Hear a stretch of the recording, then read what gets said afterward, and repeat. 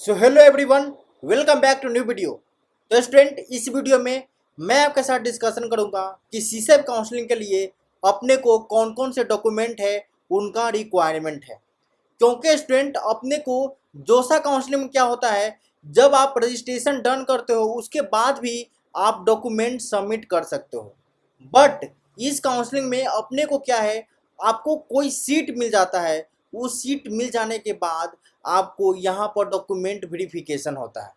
तो स्टूडेंट, यहाँ पर क्या है, अगर आपका डॉक्यूमेंट वेरिफिकेशन में अगर किसी प्रकार का क्वेरी रेज हो जाता है एंड आपका डॉक्यूमेंट रिजेक्ट हो जाता है, तो आपको क्या हो जाता है, आपको एडमिशन कैंसिल हो जाता है एंड उसके बाद आपका रिफंड भी नहीं आता है। ओके, तो ये कितना इंपॉर्टेंट है कि अपने डॉक्यूमेंट को अपडेट रखना है, ताकि आपका जो अमाउंट है 75 के, जिनका किसी प्रकार का इशू नहीं है, क्योंकि ये अमाउंट आपको रिफंड नहीं होगा अगर आपका सीट कैंसिल हो जाएगा।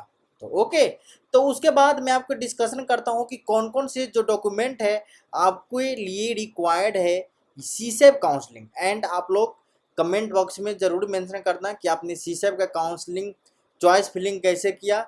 एंड 5 अगस्त तक अपने को टाइमिंग है चॉइस फिलिंग का। अगर चॉइस फिलिंग में किसी प्रकार का चेंज करना हो, क्वेरी हो, डाउट हो, तो डायरेक्ट अपने कमेंट बॉक्स के थ्रू आप पूछ सकते हो।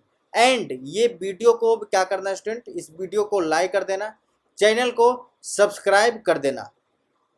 तो स्टूडेंट, मैं आपके साथ डिस्कशन करता हूँ कि डॉक्यूमेंट का जो चेकलिस्ट है, कौन कौन से डॉक्यूमेंट है वो रिक्वायर्ड है। तो first of all, cancel cheque and password for refund.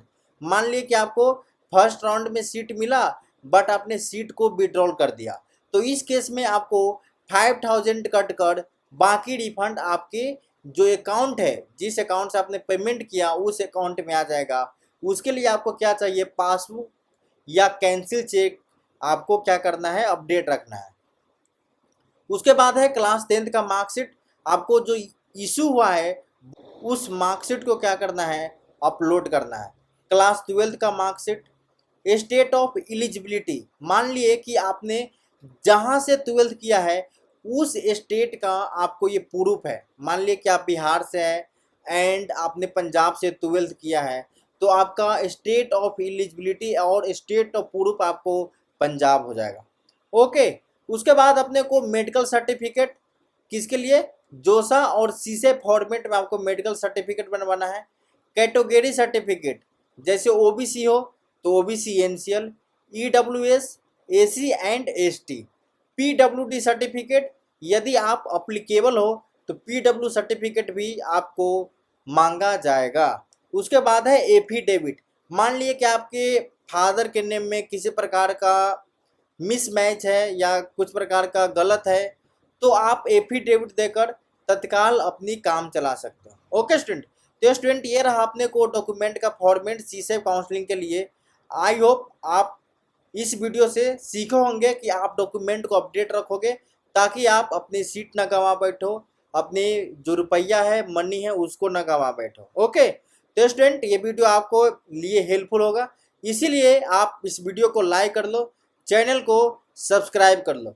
तो फिर मिलते हैं नेक्स्ट वीडियो में। Thank you for watching my video.